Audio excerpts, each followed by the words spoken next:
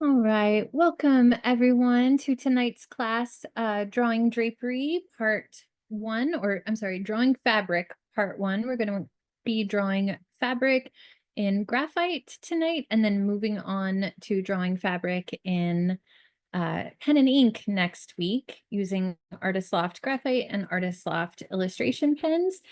And I called it part one and part two instead of drawing fabric and graphite and drawing fabric in pen and ink, so that in case we go a little over tonight and we don't quite finish the graphite drawing, we can complete it next week and then move on to the pen and ink drawing. But hopefully we'll round it out nicely by the end of the class. But I just wanted to give a little extra time because the preliminary drawing and preliminary stuff that I want to talk about in regards to drawing drapery may take up some time. So maybe the first 30 minutes here of tonight's class is going to be more looking at the drapery or fabric and talking about the shapes of shadows and light that we're seeing, and talking about the value scale, a little review about value for everyone, and then step by step drawing the fabric together. But we'll also talk about the contour lines. We'll really get in there and talk all about the fabric. So I'm going to go ahead and switch to my tabletop view and we'll get started. Although y'all are not going to believe this, but it is doing it again. For some reason, it let me. I was like, while I was restarting Zoom, I thought maybe I should have just kept it on my desk because I need it on my desk. And then now it's doing it again. I'm going to try unplugging my webcam maybe and plugging it back in and see if it'll let me. It's just not letting me press the buttons on the Zoom window. Nothing is happening when I press a button, so I can't switch my camera again. Oh my goodness, y'all. This is not a good time for Zoom to malfunction on me. I'm looking on my end as well, and I don't see anything to help you. Okay, this time I'm not going to restart my computer. I apologize so much. I am going to just log out of Zoom. Maybe it's terrible timing and I need install updates or something like that. If it will let me do that. Someone's suggesting restarting. I already did that. And then it just opened up and started doing the same thing again.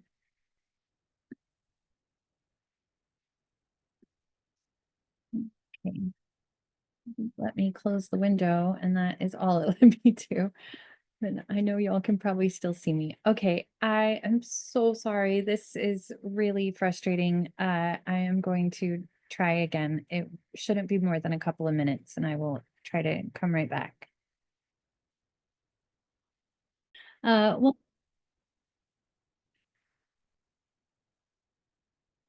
I'm just going to start over for the sake of the recording. Welcome to tonight's class. This is how to draw fabric part 1, and next week will be part 2. We'll be working with graphite tonight, and next week we'll be working with illustration pens, all in the Artist Loft brand. Don't forget to tag your work with the hashtags Make It With Michaels or Michaels Classes wherever you share your work online, and you can find me and what other things I have going on online by searching my linktree/Adrian Hodge. And here's some of my artwork on my business cards there. Okay, so tonight we're going to be using Artist Loft graphite and then moving on to drawing the same image in fabric using illustration pens next week. So I've got a whole cup here of my Artist Loft graphite sketching pencils. I've also got a kneaded eraser by Artist Loft, and then I've got a little pencil sharpener in a cup as well, and my Artist Loft drawing pad, 9 by 12. And then I included this PDF document with these images of fabric. And if you were unable to open the document, you can check the chat, and we dropped oops, the link to the document on Google Drive so that you can open it, because apparently the PDF was lacking images today. Okay, so in the reference images, I have the true color version of the fabric here. And then I have a version of the photograph where I enhanced some of the lighting and put a little bit of a filter on it to make it a little more vibrant. And then I have the black and white version of the photograph. And then I also turned up the contrast on the black and white image so that the absolute dark shadows were much more dramatic and the light was more dramatic.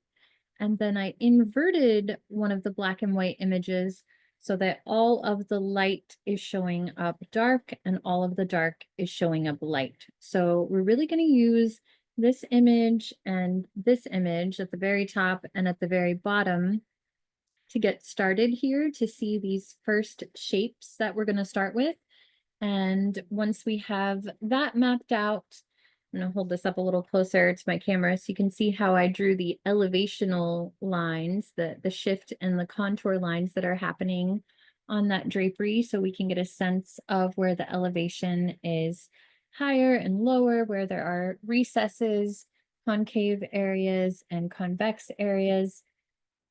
And then we'll continue to build on our drawings. I might do two separate drawings, but you're welcome to continue on the same drawing, adding your graphite value. And then next week, or possibly today, who knows, even with our or my technical difficulties in getting started late, we might be able to move on to the pen and ink version. But if not, we will save that for next week. And we maybe will go overtime with the graphite, and then we'll finish the illustration pen version next week. And it'll be getting started the same exact ways, only we'll be adding the value using hatching and cross hatching with our illustration pens. Okay, so before we get started, I'm going to do a bunch of preliminary drawing. As I mentioned before, my Zoom issue attacked me again.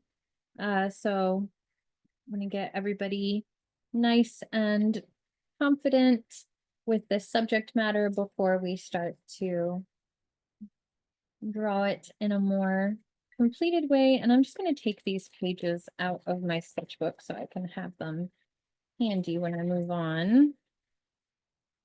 And actually, I'm going to use this page in my sketchbook from a previous class to start to talk about value. Okay, so we have this tonal value scale.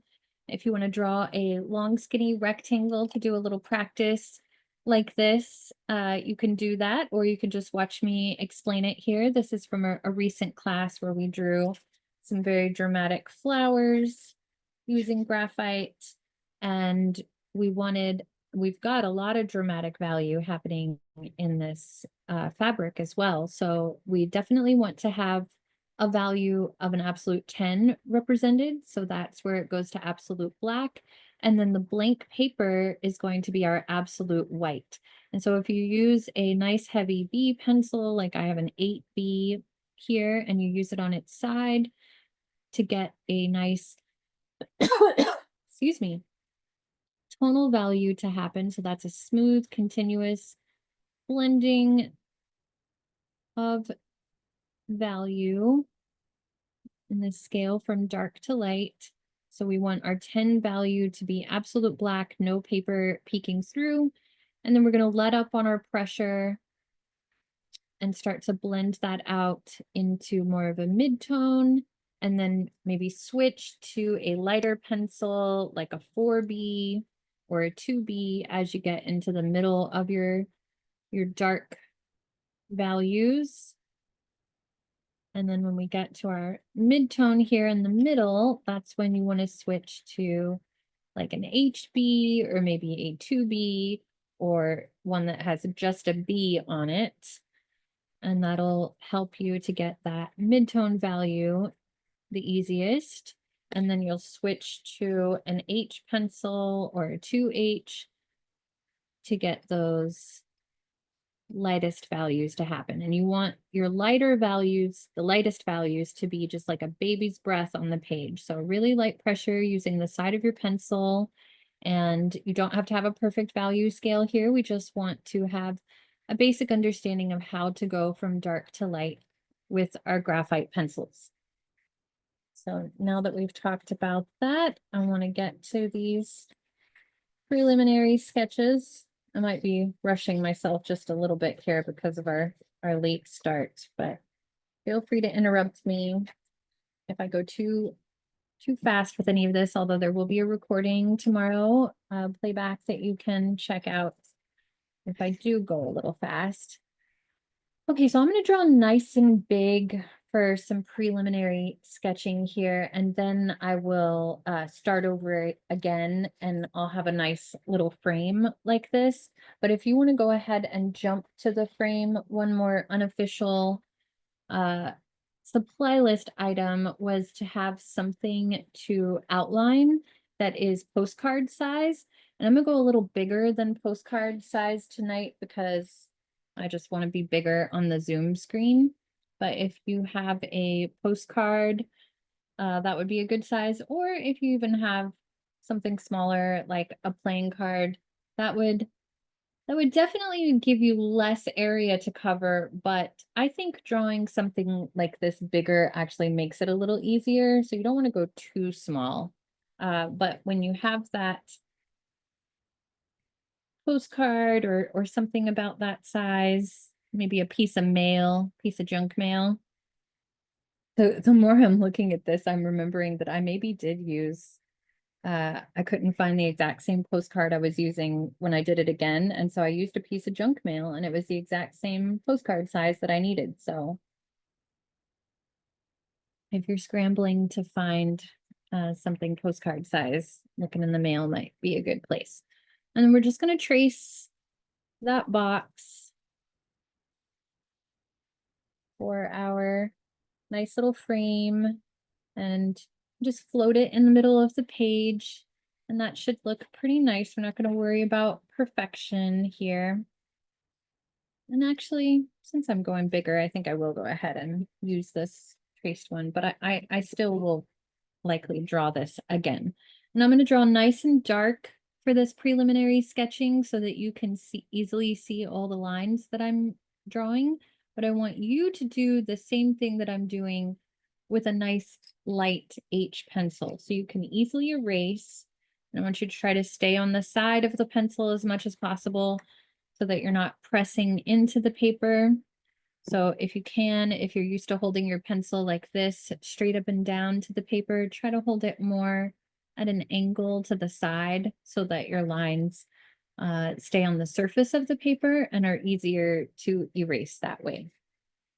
Okay, and then I'm just gonna set some things aside and get that image on the screen again for a moment here.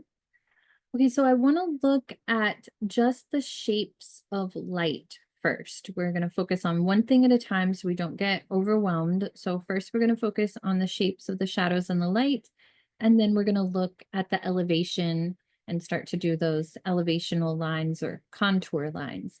And for me, I find it a lot easier, just for me personally, to look at the inverted version of this black and white photo when I'm looking for these shapes, because for some reason it is just helpful that way to just look at it as a shape and not look at it as fabric.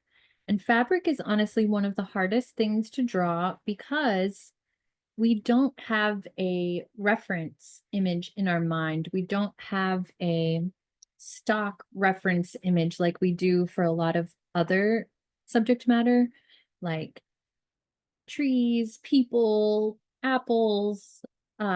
Most of us have a bit of a visual lexicon in our minds that we can close our eyes and conjure up an apple or an acorn or a lamp, or I'm just looking around the room at different objects. But when it comes to fabric, we maybe can't do that. So we have to rely on the visual reference right in front of us. We have to actually look. And oftentimes people are not doing that when they're initially drawing. And so that will break down for them and they will struggle because they're trying to draw from their imagination, but they don't have a reference point to imagine what the fabric looks like. But lucky for us, we can just look at the fabric to see these shapes. Okay, so let's even take like a deep breath because this is a subject matter that I feel like is so overwhelming for so many people. And I commend you all for showing up to this class because people really get anxiety about drawing fabric, and I totally understand it. But let's take some deep breaths and inhale for 4 seconds, exhale for 8 seconds if you can, or just try to double your exhale to however long your inhale was. Let's do 3 breaths like that.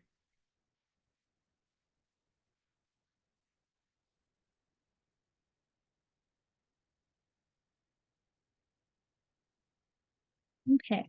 So, and just remind ourselves, let's set a little intention today and say, like, what our intention is for our drawing practice. And for me, it's always to put in the time, put in the practice, develop a muscle memory for this thing that I'm drawing, uh, and really just have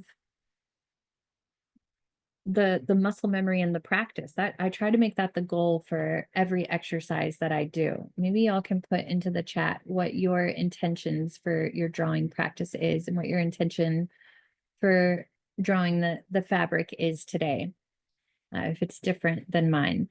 And then let's try to think of the fabric not as fabric, but look at these shapes and ask ourselves, what other things do these shapes look like? So right here, I'm seeing a canoe. Do y'all see the canoe? Okay, and then over here, I'm seeing, I've got a glare from my, I feel like I've either got my reflection glare or my glare from uh, my ring light there. What pencil are you starting off with, Adrian? I am using a 6B so that my lines show up on the page, but I want y'all to use an H pencil and draw nice and light. Okay, so looking at these shapes of shadows, which are showing up white. So the big white shape right here, I'm seeing a canoe. Over here, I'm seeing a bit of a heart shape. Here, I'm seeing like a long, skinny rectangle that curves. And I'm seeing a rhombus right here. It's not completely dark, but it's kind of dark and light there, but I'm seeing a rhombus shape. And then here I'm seeing another rhombus that's a little more severe on this side, maybe like the top edge of a knife or a sword. And over here, I'm seeing a big triangle with another canoe of a shape on top of it. So we took our deep breaths, trying to help us just relax and get into that flow state if we can. And don't think about anything else, but we're just going to start to draw those shapes.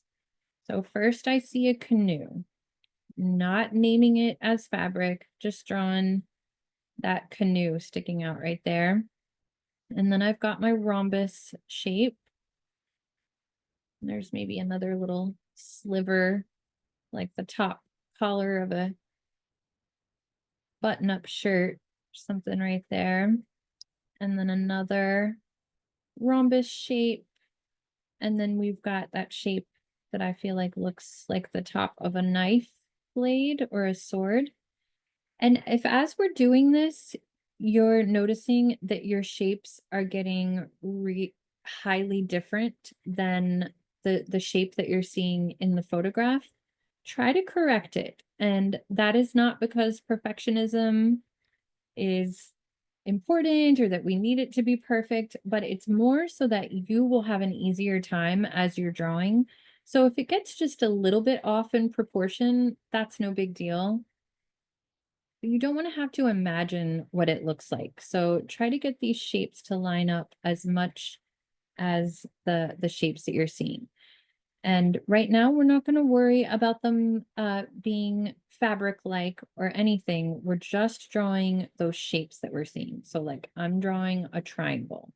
And then I'm drawing that canoe shape on top of it. And if you're drawing nice and light, it should be easy to erase your pencil lines. But if you're drawing really dark like me, or if you're pressing down into your paper, then it's going to be harder to erase. And that's why I'm going to do two separate drawings here. So with one of them, I can draw really heavy and explain all these different shapes. And then with the next drawing, I will go a lot lighter, like I'd like you to do all along, honestly. Okay, and then I had a heart shape over here, but it was kind of a pointy heart shape. So if you're drawing as dark as me, then your lines are going to be a lot harder to erase like mine are. But for now, we're just going very general and we're going to get more specific as we go. So we're looking for just the general shapes that we're seeing, and we're not worried about anything else except for these shapes. Okay, and then we've got this other big fold happening over here that I didn't talk about how I would name this shape, but I'm seeing lots of, well, I see another like a flying V shape again, and then another long cone shape or a triangle.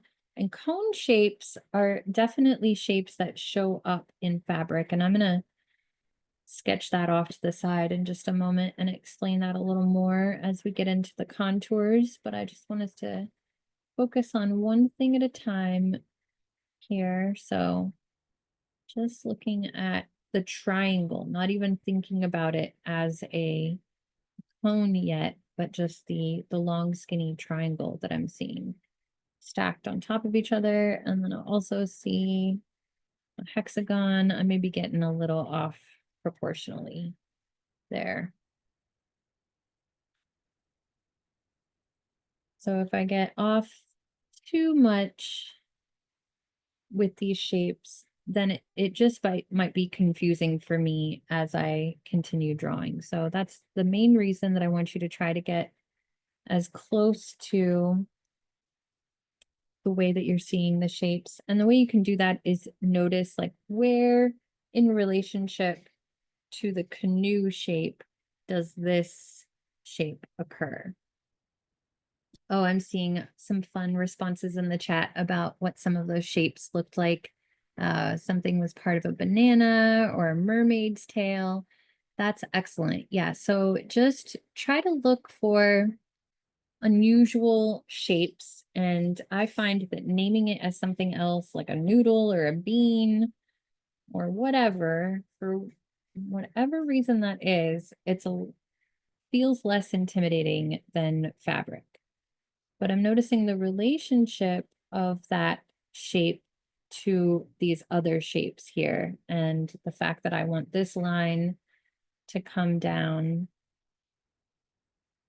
a little closer, and this little loop to happen right there, and this shape to happen right here.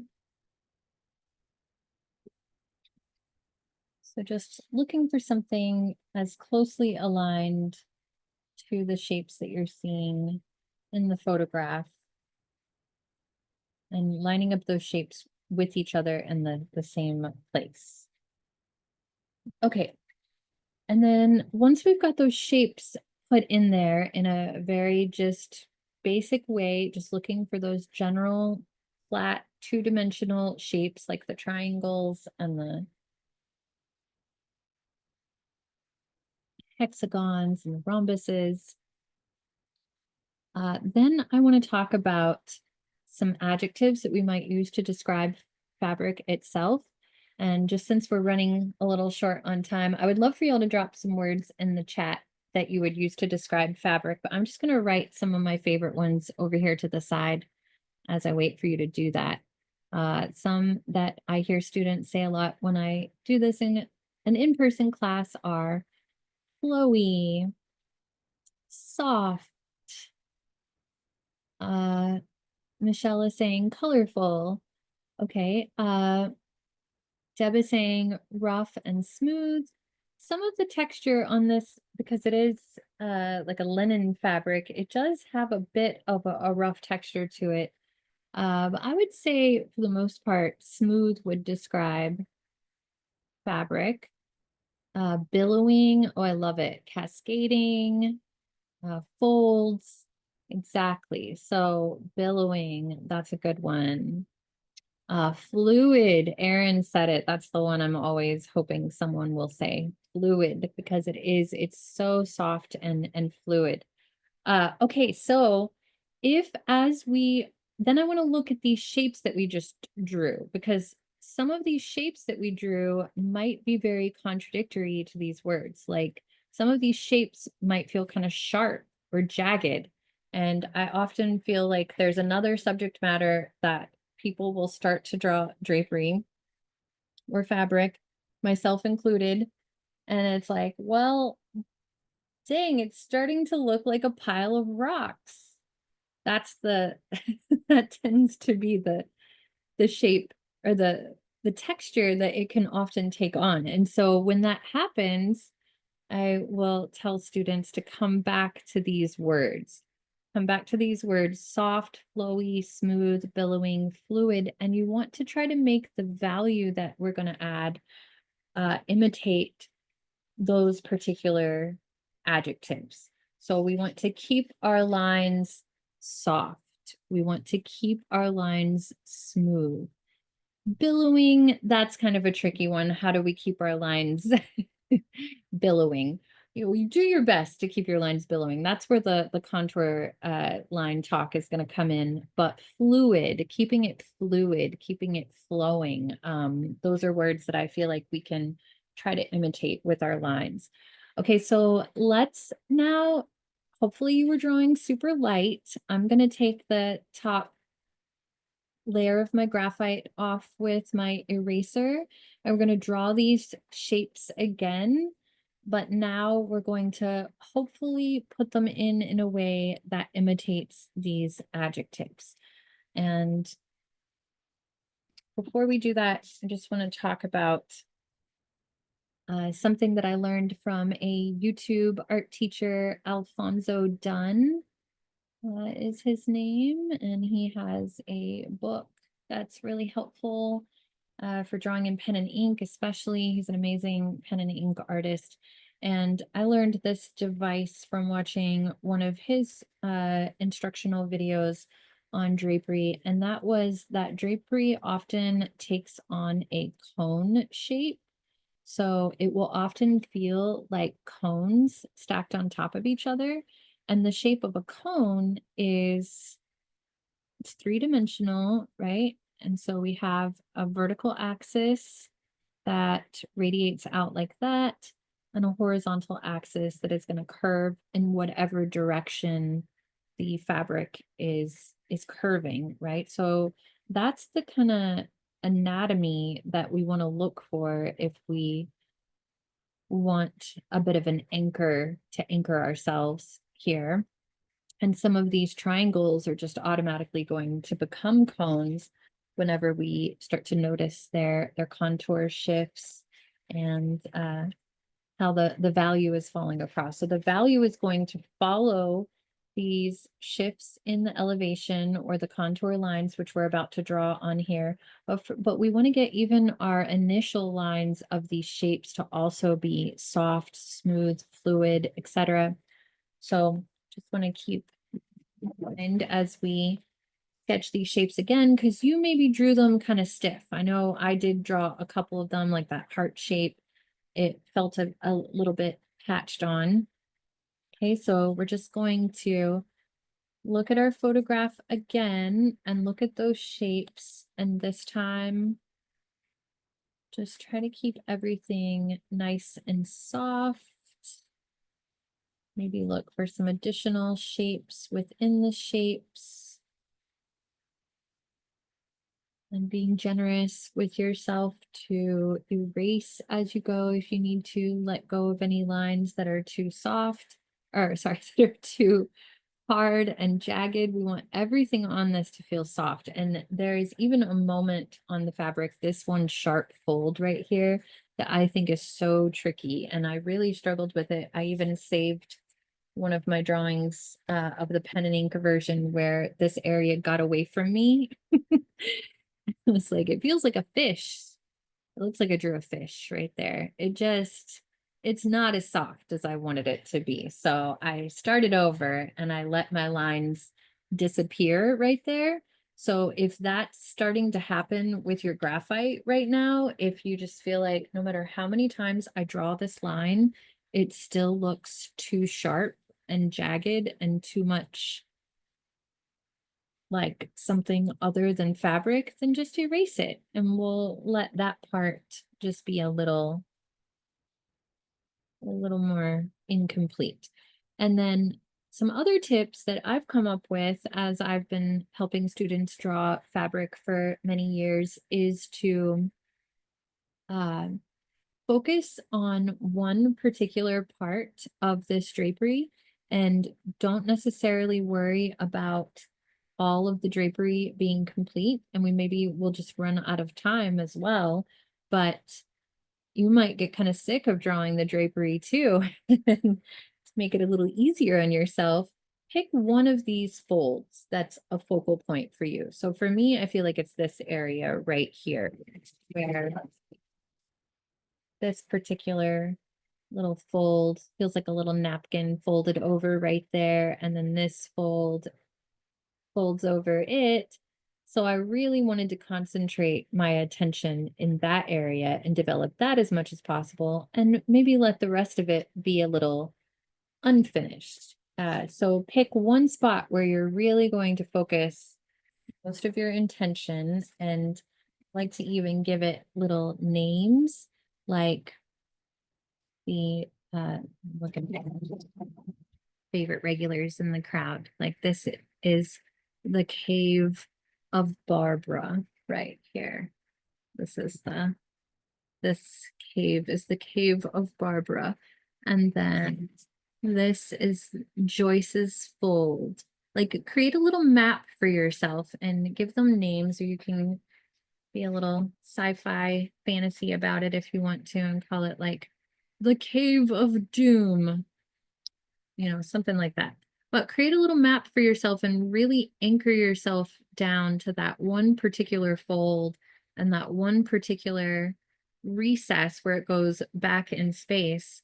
And don't worry about the rest of it being exact. And like I said, if you just can't get a line from looking too stiff, just erase it, just leave it out because we're focusing on one particular area the most.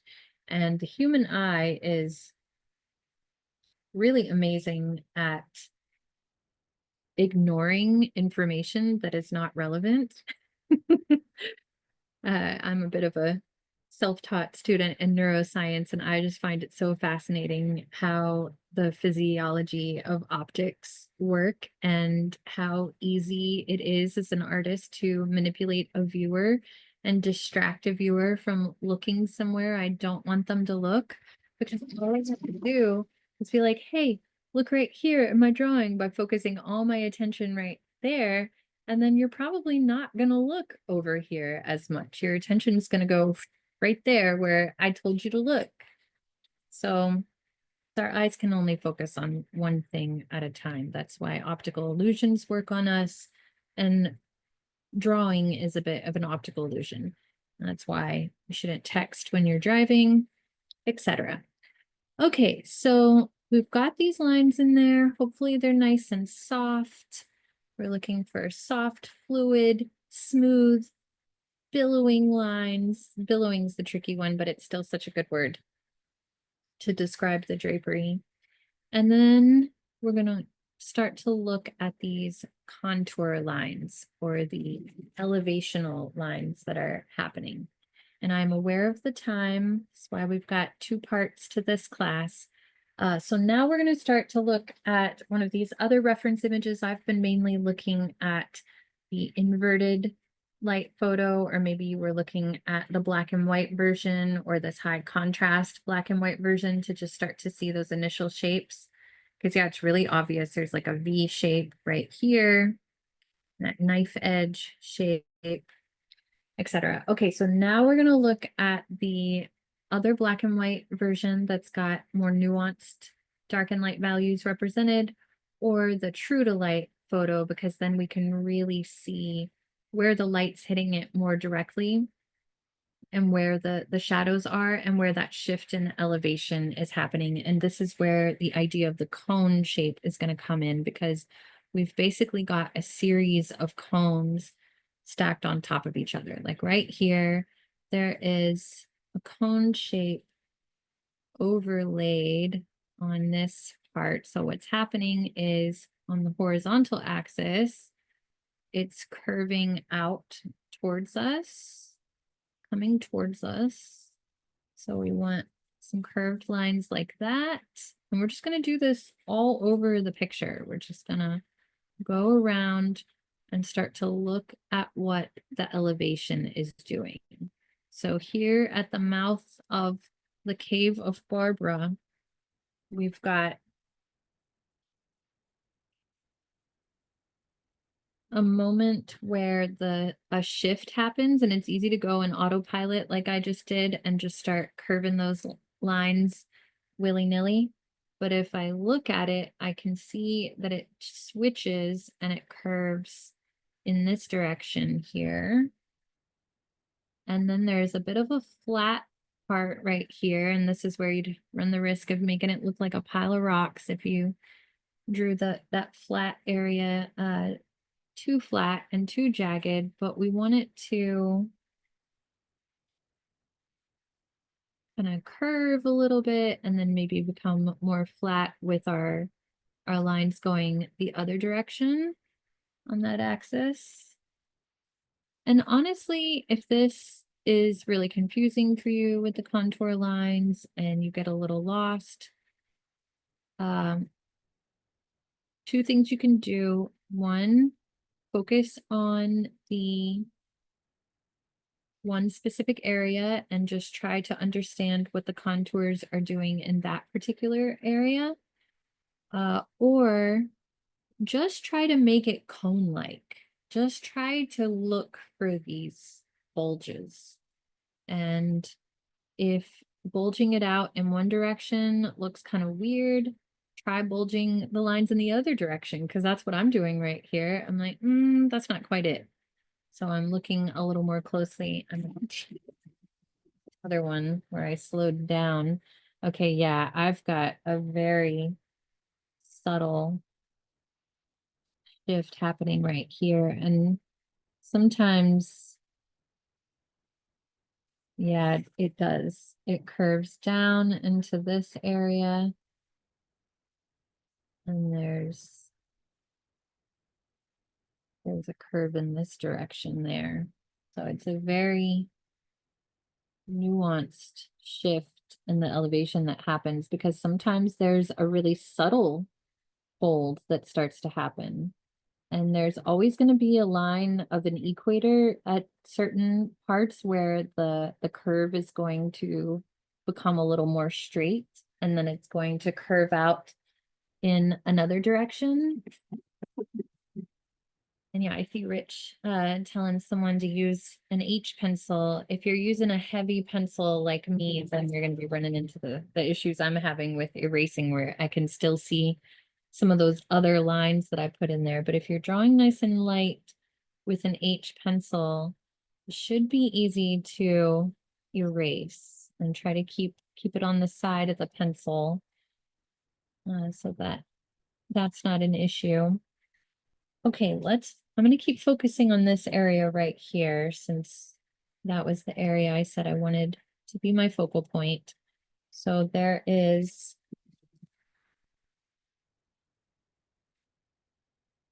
here at Joyce's fold, right? That's what I called it. uh, we've got this big fold happening, like the edge of a napkin. So there's that this subtle little cave again right there in the fold, like the little top of a sewing needle. So we're looking for that shape. And that's actually exactly what it is. It's like drawing the top of a sewing needle right there. And then it kind of gets tucked under this fold. So you want to also good reason to keep those pencil lines light so you can erase and have something going underneath and on top if you need. And then we're looking for a curve like this.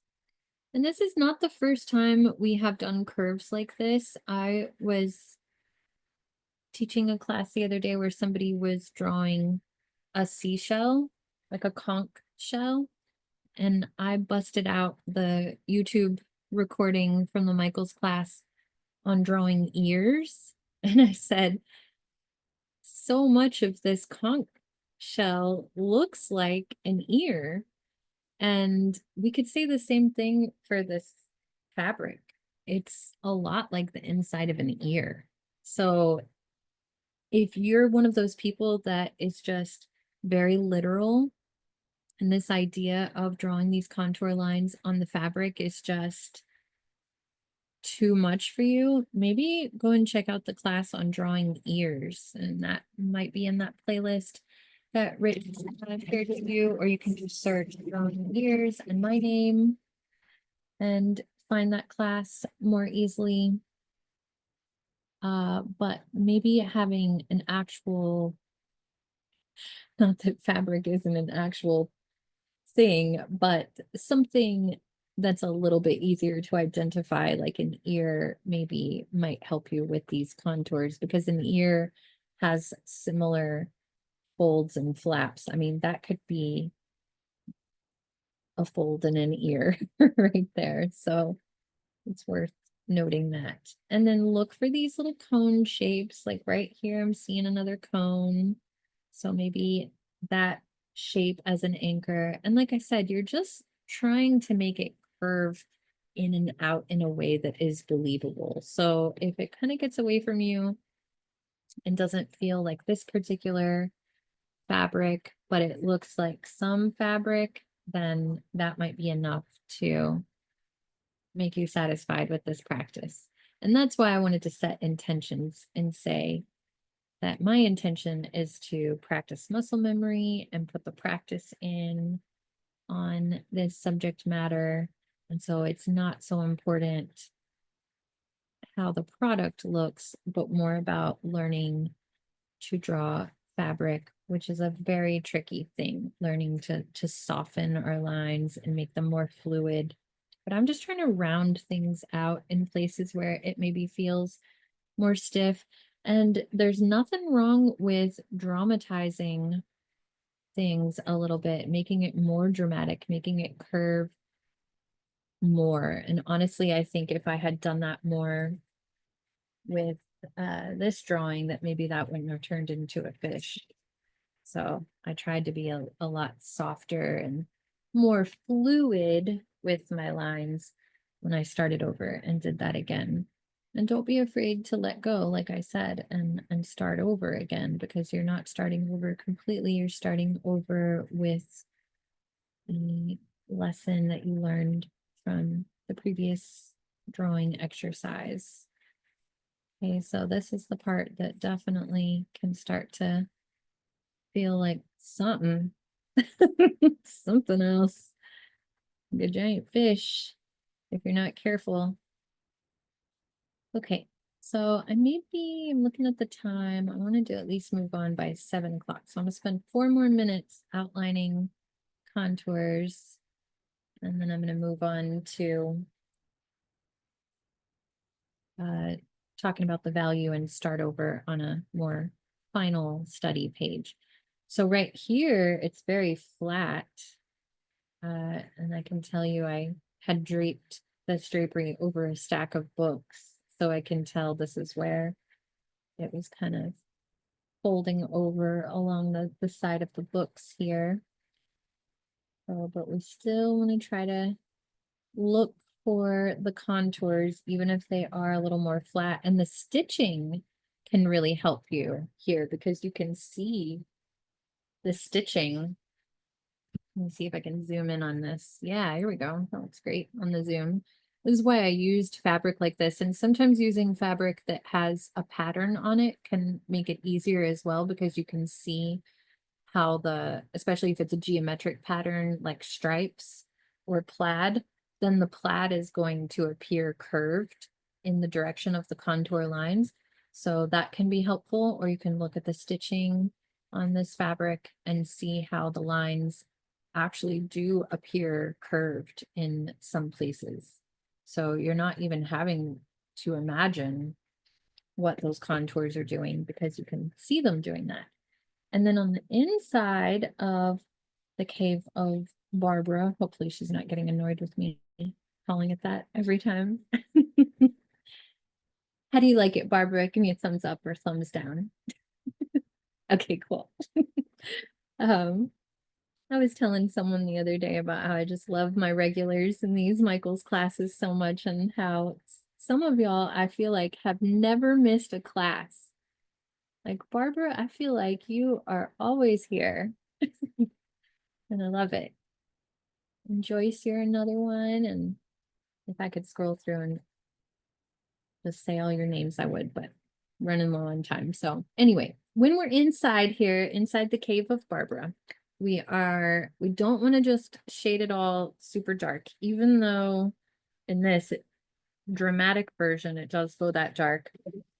And I went pretty dark with this one, but I think the more we can notice where it gets absolute black and let it be softer value in other places, the more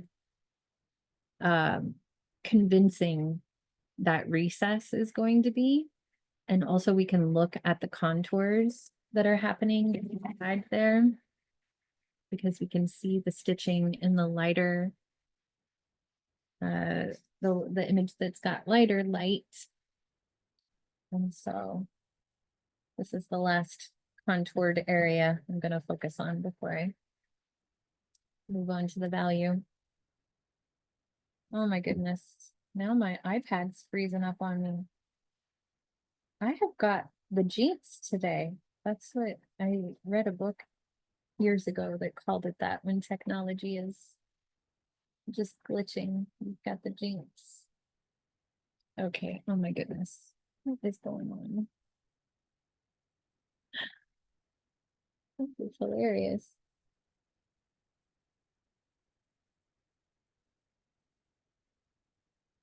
Okay, here we go. I wanted to zoom in on that part and just notice what the contours are doing there and what the stitching is doing in that particular area. So I'm seeing some diagonal lines, and then I'm seeing a curve like that. So not too straight. If they start to feel straight, just curve them. And then it definitely, here's where the billowing comes in. We want it to kind of billow out right here. So it really starts to get into a crazy vortex situation with these contour lines. But it's important to notice this, because then we can start to, I'm going to put a little bit of value on top of here.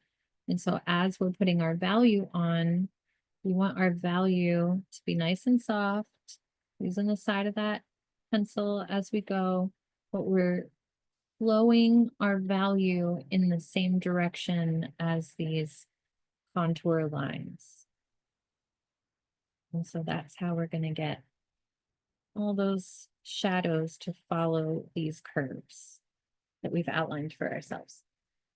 Okay, I'm going to get a new fresh sheet of paper going here, and I'm not going to draw as dark this time. I'm just going to start out nice and light to get those lines in there, and then I'll go straight for the drama and start to put the dark values in first. And if you were drawing nice and light, maybe have something like this started now, because I've got all those contour lines drawn super light with an H pencil. And then you could just do a study of the value on top of that first, so that you have your contour lines to guide you as you go. Or you could start over with me like I'm doing and just have the value on there. So it's really choose your own adventure here. Even go back and forth between this one and my new drawing so that I can point out those contours as I go. So just with my H pencil, one more time, I'm just going to sketch in those shapes. I'm going to look at the high contrast image first.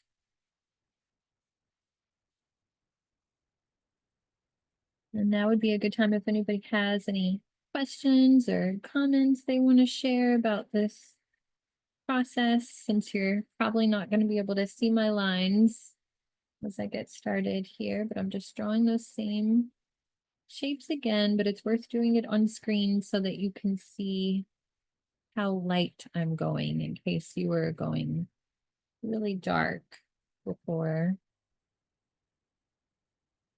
Want everything to be nice and soft and light.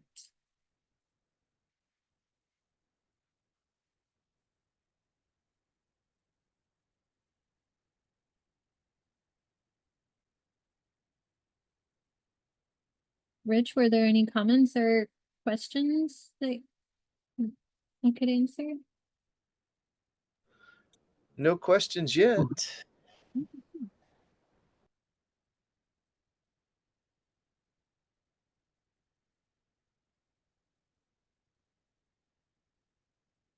Another good reason to do a couple of different drawings like this is that you're going to be more warmed up after doing a little study like that. And if you're still really stiff and everything is not coming out as soft and fluid as you would like, you might want to do this. Actually, I'm going to do a quick one because it just doesn't hurt. And I bet some of you are having this issue.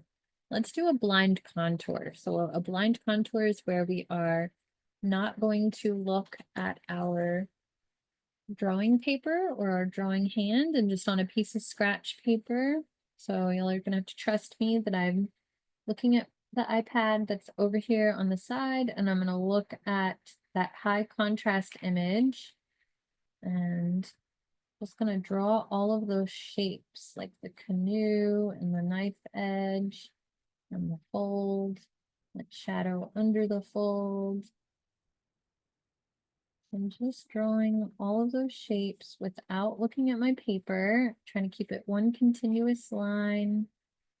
And I'm not worried about anything other than the muscle memory that I'm doing by doing this practice and just looking for those shapes.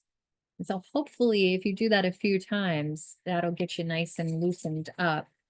If you catch yourself just being too stiff, that would have been a good exercise to start with. And I told myself I was going to start with that. And then all that Zoom nonsense happened. And I just forgot.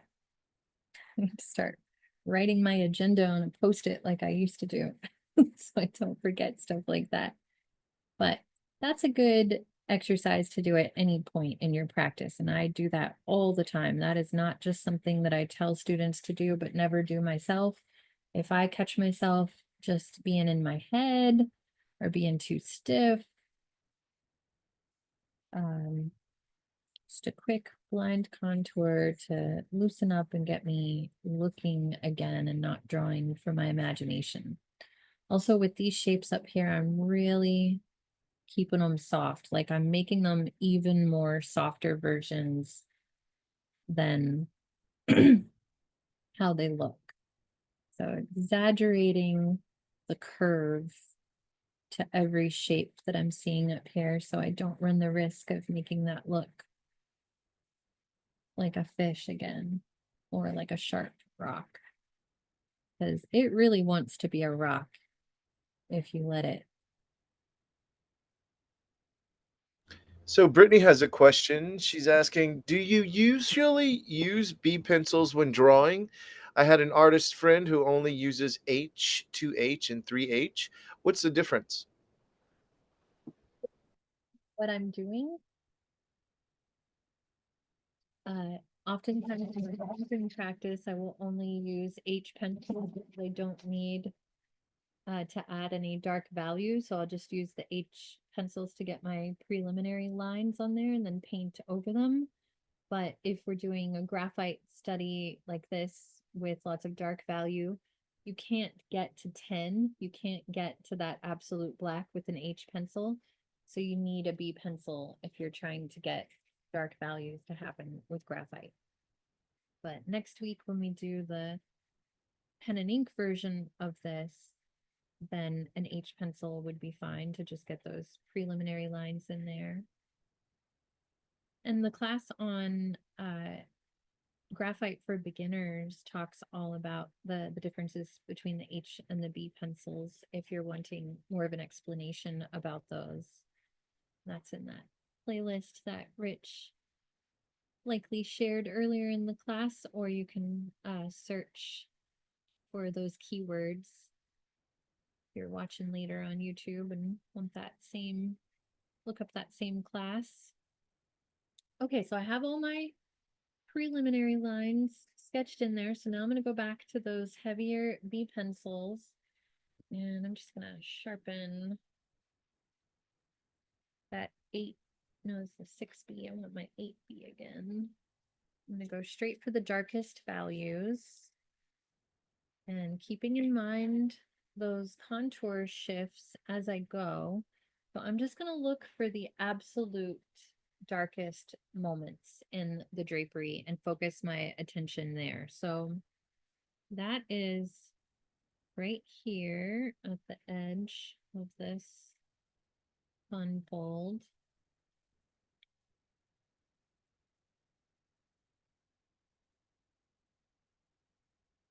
And then at the edge here, and then this little curved line moment. So this is where I'm going to focus my attention. I'm going to keep my pencil on the side of the pencil here and keep it nice and soft. And I'm going to start out light pressure, and then build up to heavier pressure. And this is where I was saying you might practice on top of your drawing that has all of the contour lines drawn on there so that you can practice curving your value around those elevational shifts. Or if you feel confident on this new drawing without those kind of training wheels, then you can just look at the image or look back and forth between your image and the contour line image and just try to keep those curves going in the same direction. So there's like kind of a diagonal energy that we talked about here, but then it billows out and it's going this direction. There's some different shifts happening there. So I'm just trying to follow those curves even within this recess rather than just shading it in straight across. And then along the bottom edge is where it gets really dark. So I can start to put, excuse me, more pressure there where I know it's going to get darker. And just go ahead and push that drama. And even at this point, you can make edits if you're like, ooh, that's looking like a real sharp corner, or it feels kind of like a hard edge, like a rock.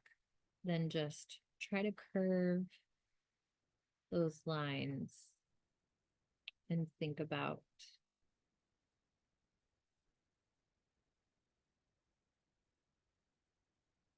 soft, fluid, billowing. I think those were most of the words.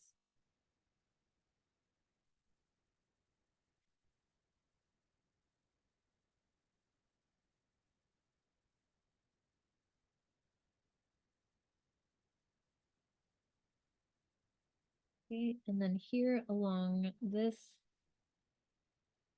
Joyce's fold, we're looking for that overlap right there. And then there's a big shadow that gets cast across here. And I didn't talk about this when we were drawing shapes, but I want to get that shadow as close to how you're seeing it there. And then pay attention to the light shift that's happening underneath that shadow. So there's multi layers to the shadows here. There's the shadow that's being created by this fold hanging over that fold, and then the shadow being created by this fold hanging over as well. So I think the first thing is to just curve our lines, make sure that the value that we're adding is suggesting this curve, and maybe I'll go ahead and just draw those nice and soft contours right there, and then go back over it going the other direction. I'm just pushing that value that I'm seeing there. And right now it doesn't feel very distinct next to this heavier shadow next to it, but if I go ahead and do another layer on this one and let it go the solid black, that's going to push this shadow forward a little bit. So this is why it's good to notice these little details and these nuance moments like this, because it'll, if you had just shaded that in kind of flat, then you would miss an opportunity to create all this interest here. And then we've got these folds before that rhombus shape comes in. So again, we're looking for a little curve here along those contours.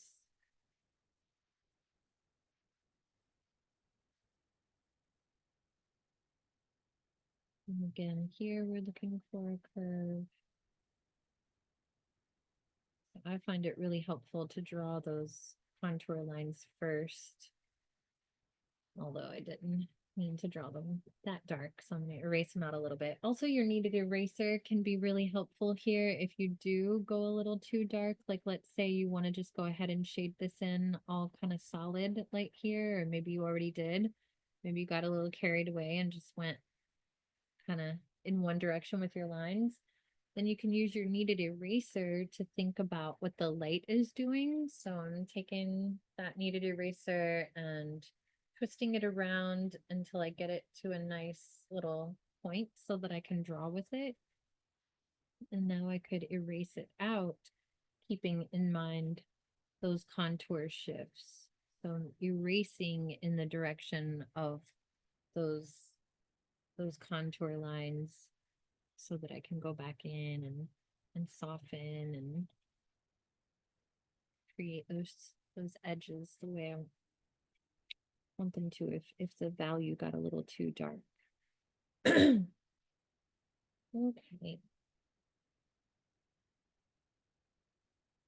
And then I'm just pressing down to have some of these outlines in places where the fold is just more dramatic like that. Another cheesy little device that I came up with years ago when teaching how to draw fabric was to notice. This is such a metaphor for life, how they often say that the darkest moment comes before the dawn, right? Well, it's the same thing with fabric. The darkest values are always going to happen in at a moment where the light is right at the edge, because you can't have a deep recess without some sort of high elevation, right? We can't have a big shadow on the side of a mountain unless we have a big mountain peak. Or if we've got a cave, we've got the edge of the cave. So if you get lost, you can just remember that there's always going to be a moment of absolute light happening right at the edge of the darkest moment. So like right here, the light's hitting directly right above this, where you've got this really dramatic recess happening. Excuse me, I can't get a hold of my voice. Okay, so I'm focusing a lot on this one area, this focal point that I mentioned, but I want to jump around a little bit and get some of these other dramatic moments in here. So I'm going back to my high contrast version of the image, and I'm just going to put in some of those other absolute black moments in the shadows. And I'm just going to look at those for a second, and that's all I'm going to draw is just those absolute dark shadows. See if I can't create a little more drama here. And this one's a little more not flat, but a little less three-dimensional. This fold, so we can do more of just that diagonal line all the way across there. And then same thing here, it does feel very flat behind this particular fold over here in the left corner. So some hard edges might not hurt us too much as long as we keep that value nice and soft.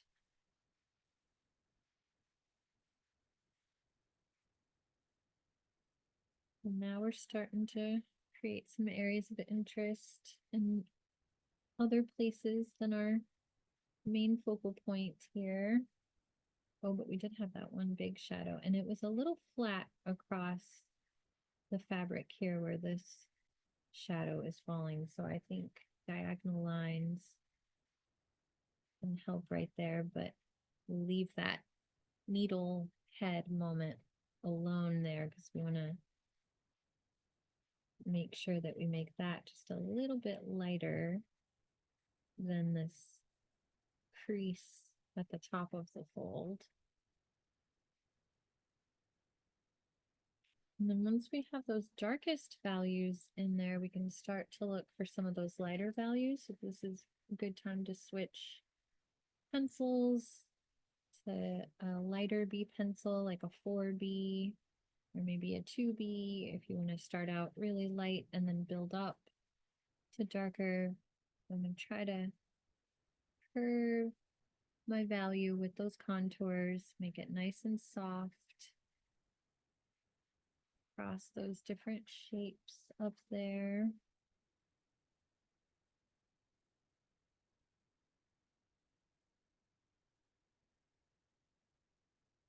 I keep wanting to make a joke about April Fools since yesterday was April Fools, and I'm seeing that fish in the, like, even in this one, I still see the fish. And then, you know, and I don't know if any of you know about the French term for April Fools is la poisson d'avril. Took 5 years of French in high school and in college, and that stuck with me, although I can't remember what the whole thing is about the fish. But there's a whole thing about the fish of April. If anybody knows it. Like, why did I say that when I don't even know? Because I just know it's called that and it's cute. And somehow that seems relevant since yesterday was April Fool's. And we got this fish, or I've got this fish haunting me in this drapery. When y'all hold up your drawings, I want to see if anybody else couldn't get away from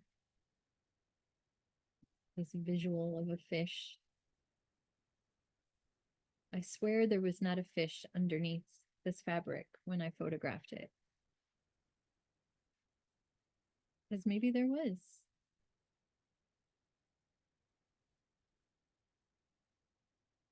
All right, how are we doing? We got 8 minutes left. I am really impressed with those technical difficulties that we had and that I still landed at the end of the class about where I wanted to.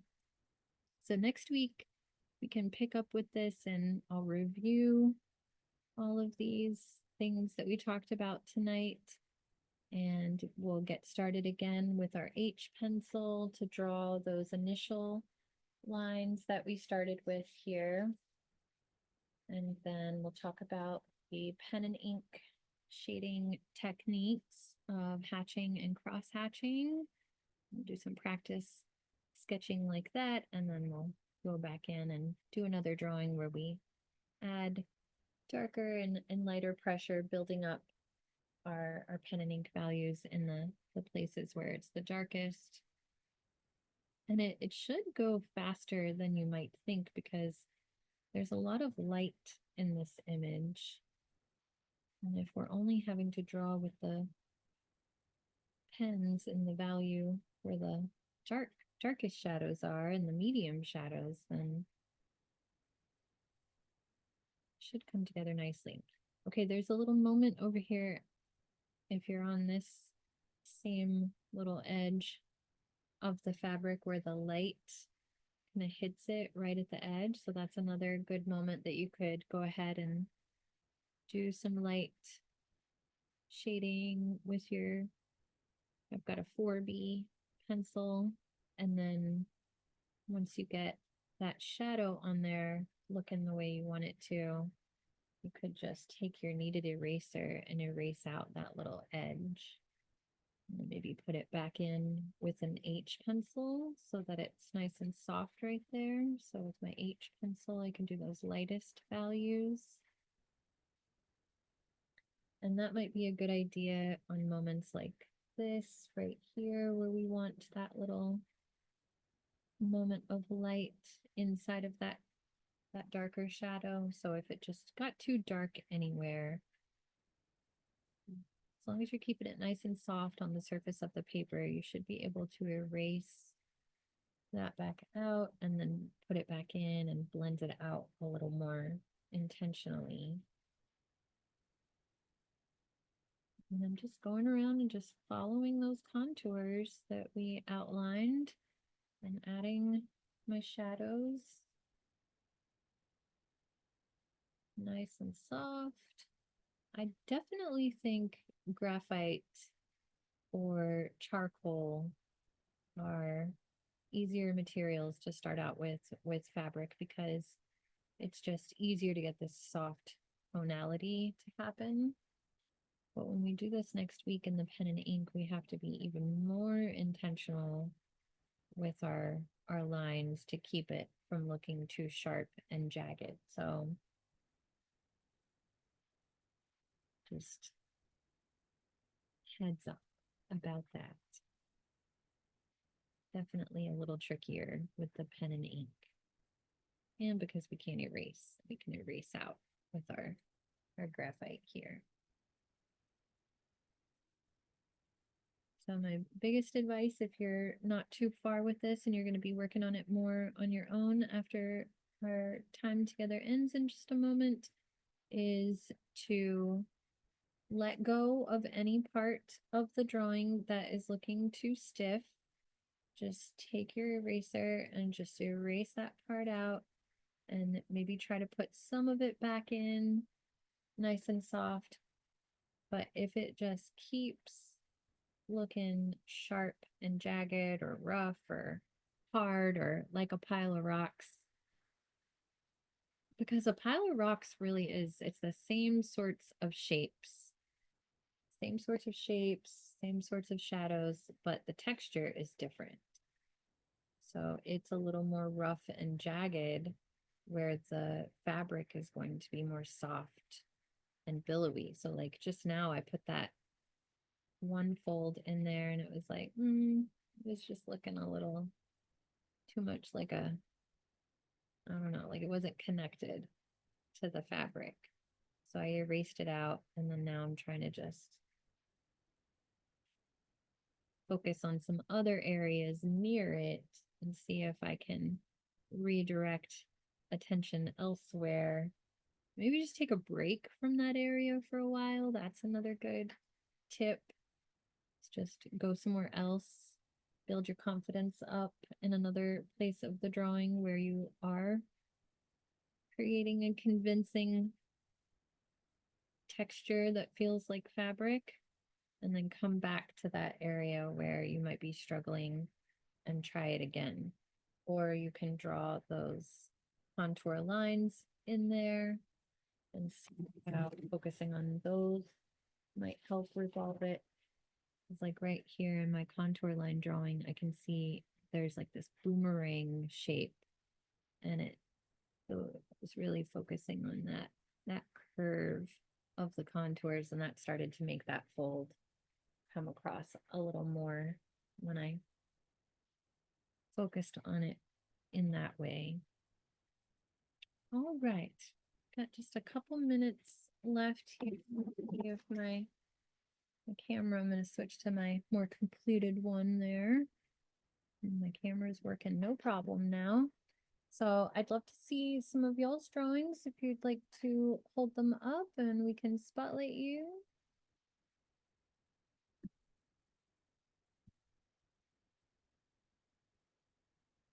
All right, this is Tammy. You want to hold it up? Tammy? Oh, yes. Yeah, I'm feeling the softness in those folds. So maybe where it's starting to feel like more of a hard-edged line in some places, you could erase it out and try to get those folds to blend into each other in a little more fluid way. But I'm definitely feeling the fluidity of uh some of those curves and folds on top of each other. It's lovely. Okay, this is Stephanie Marie. Gorgeous, Stephanie. Wow. Yeah, that's very convincing. Oh my goodness. Yeah, and that's perfect example of how, like, I feel like every fold you're convincing me that I'm looking at a fold of fabric. You're doing it. You're doing the thing. That's it.